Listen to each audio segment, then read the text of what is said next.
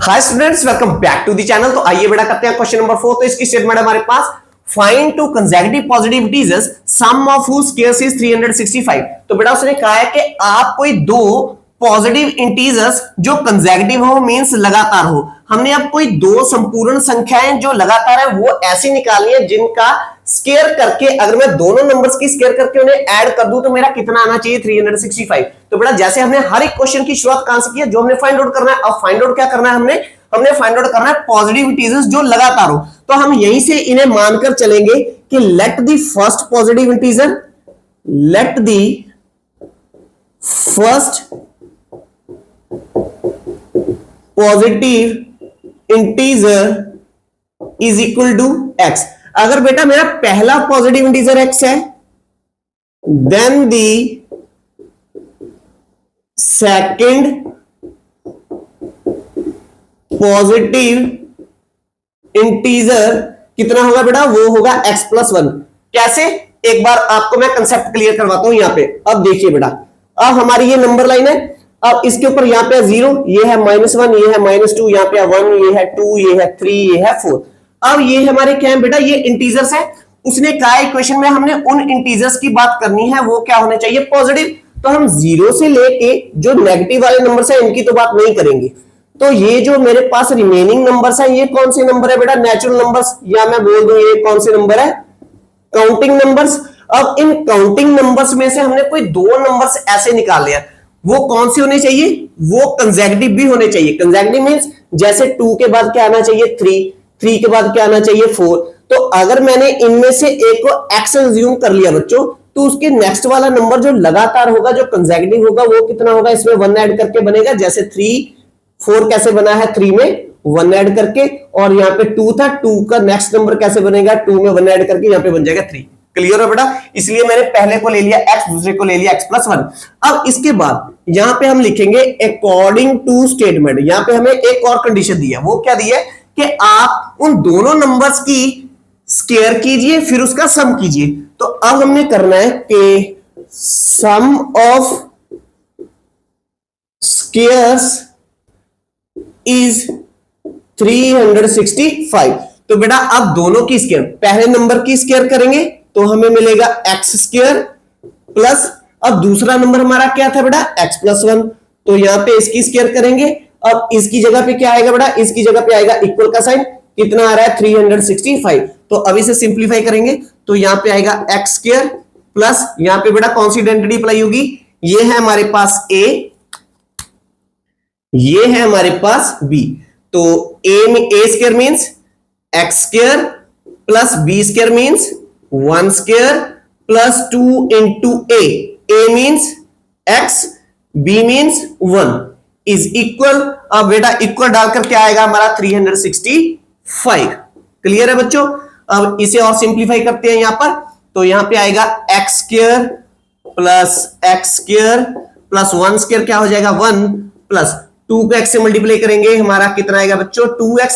365 को लेके आएंगे लेफ्ट हैंड साइड पे, तो ये हो जाएगा माइनस 365 इज इक्वल टू 0।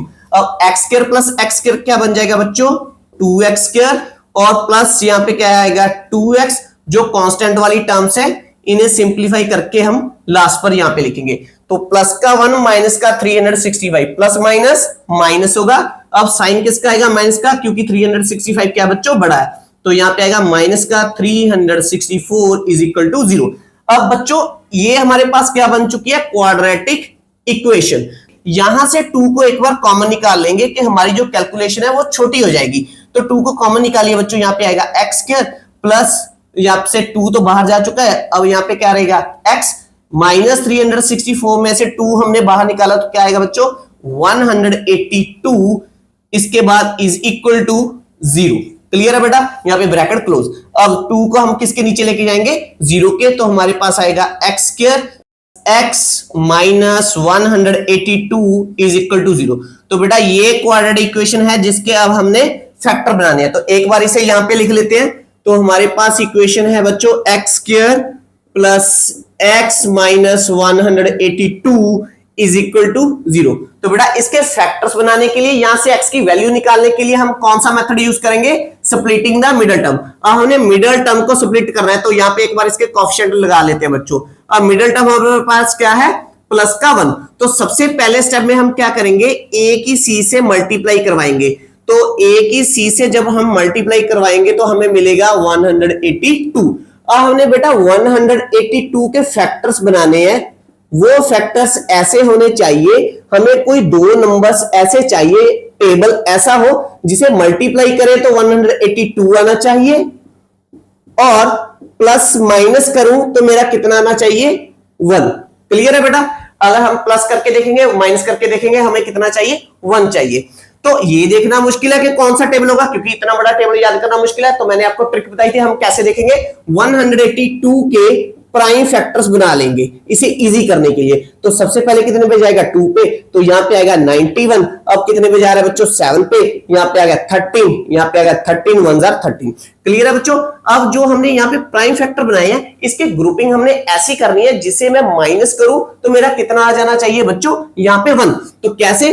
2 7 14, यहां पे आ गया 14, और दूसरा नंबर क्या है? 13। तो मुझे ऐसे दो नंबर्स, ऐसा एक टेबल मिल गया मैथ का। कौन सा? 14 इंटू 13। 14 13s are 182। तो दैट्स मीन 14 13s are 182। तो मुझे एक टेबल ऐसा मिल गया जिसकी मल्टीप्लाई कितनी आ रही है? 182। अगर मैं इसे माइनस कर रहा हूं तो मल्टीप्लाई करके तो आ रहा है 182। अगर मैं इसे माइनस कर रहा हूं 40 में से 13 को, तो मुझे क्या मिल रहा है? 1। तो 1 हमारी क्या थी? Middle term. अब मिडल टर्म में हमारा वेरिएबल क्या है? x। तो यहां पे भी x लगाओ, यहां पे भी x लगा लो, यहां पे भी x लगा लो। तो अब हम बेटा इस 1x की जगह पे ये वाला फैक्टर यहां पे लिखेंगे। तो कैसे? तो पहली टर्म को एज इट इज लिख लो, और जो सेंटर में मिडल टर्म है ऐसे स्प्लिट कर दो बेटा, जो हमने यहां पे की है। तो 1x की जगह पे हम स्प्लिट करके वो लिखेंगे जो हमने यहां पे निकाला है। क्या निकाला है? प्लस का 14x। तो यहां पे आएगा प्लस का 14x, उसके बाद माइनस का 13x, उसके बाद बेटा जो ये वाला है माइनस का 182 इज इक्वल टू 0। अब दो दो के पेयर बनाओ टर्म्स के। पहली 2 टर्म्स में से कॉमन क्या आ रहा है बच्चों? x कॉमन आ रही है, x को कॉमन निकाला, यहाँ पे 2x थी, एक बच जाएगी, यहाँ पे प्लस 14x में से x बाहर जाएगी, तो यहाँ पे क्या बच जाएगा? 14। अब इन दोनों में ये माइनस, यहाँ पे भी माइनस, यहाँ पे माइनस कॉमन आएगा बेटा, तो एक 13 को बाहर निकाल लेते हैं। तो यहाँ पे क्या बच जाएगा? x। अब ध्यान दीजिए बच्चों, माइनस तो बाहर जा चुके हैं, यहाँ पे क्या आएगा? प्लस। 182 में से 13 को बाहर निकाला, तो 182 में से मैंने 13 को बाहर निकाला, तो क्या बच जाएगा बच्चों? 14। तो यहाँ पे आएगा 14 इज इक्वल टू 0। तो यहाँ पे भी x प्लस 14, यहाँ पे भी x प्लस 14। तो दैट्स मीन मैंने जो फैक्टर बनाए हैं वो मेरे बिल्कुल सही है। तो मैं इस क्वेश्चन को आगे प्रोसीड करूंगा बच्चों। तो इसे एक बार हम लिख लेंगे x प्लस 14 को, और जो ब्रैकेट के बाहर है वो क्या है? x माइनस 13, यहाँ पे x, यहाँ पे माइनस का 13, तो इसे ब्रैकेट में डाल देंगे। तो दूसरा फैक्टर मेरा बन गया बच्चों x, यहाँ पे माइनस का 13 इज इक्वल टू 0। तो दैट्स मीन यहाँ पे अब मेरे पास क्या है? कोई दो नंबर्स हैं जिनकी मल्टीप्लाई क्या आ रही है? 0। तो दैट्स मीन हो सकता है इनमें से पहला नंबर 0 हो, x plus 14 is equal to 0 हो सकता है x minus 13 is equal to 0 हो। तो यहां से x की वैल्यू निकालते हैं बेटा, तो x हमारे पास आएगी, 14 को मैंने ट्रांसफर किया, तो यहाँ पे क्या आ गया? माइनस का 14। यहां से मैंने माइनस 13 को ट्रांसफर किया, तो x की वैल्यू आ गई है बेटा 13। अब ध्यान दीजिए बच्चों, x क्या था हमारा? x था हमारा पॉजिटिव इंटीजर। तो यहां पे x की वैल्यू क्या है? नेगेटिव। तो हम लिखेंगे x is equal to minus 14 will be neglected because of x is positive integer। तो दैट्स मीन बच्चों मेरा फाइनल आंसर क्या है? तो मुझे x की वैल्यू जो चाहिए थी वो मिल गई है 13। तो अब हम फाइनल आंसर यहां पे लिखेंगे कि मेरा फर्स्ट पॉजिटिव इंटीजर जो है, जो मैंने निकाला है कि first positive integer is equal to x, वो आया है बच्चों 13। और जो सेकंड पॉजिटिव इंटीजर हमें चाहिए था वो है x प्लस 1, इसमें 1 ऐड करेंगे तो हमें मिलेगा बेटा 14। तो ये मेरे दो इंटीजर्स जो हैं बेटा कंसेक्यूटिव भी हैं पॉजिटिव भी हैं, जो हमने डिटरमाइन करने थे हमने निकाल लिए कि टू पॉजिटिव कंसेक्यूटिव इंटीजर्स हैं। वो कौन से बच्चों? 13 एंड 14। आप इसकी वेरिफिकेशन भी करके देख सकते हो। कैसे? हमने क्या देखना था बेटा? उन दोनों की स्क्वायर करके ऐड करेंगे कितना आना चाहिए? 365। तो पहला नंबर क्या है? 13। तो 13 की स्क्वायर कर दो और उसमें ऐड कर दो किसकी? दूसरे नंबर की स्क्वायर। वो क्या है? 14 की स्क्वायर। अब 13 स्क्वायर क्या होगी? 169। 14 14 196। दोनों को ऐड करेंगे तो क्या आएगा? 365। तो दैट्स मीन हमारा आंसर क्या है बच्चों? बिल्कुल करेक्ट है। तो आई हो आपको ये क्वेश्चन बहुत ही अच्छे ढंग के साथ समझ में आया होगा।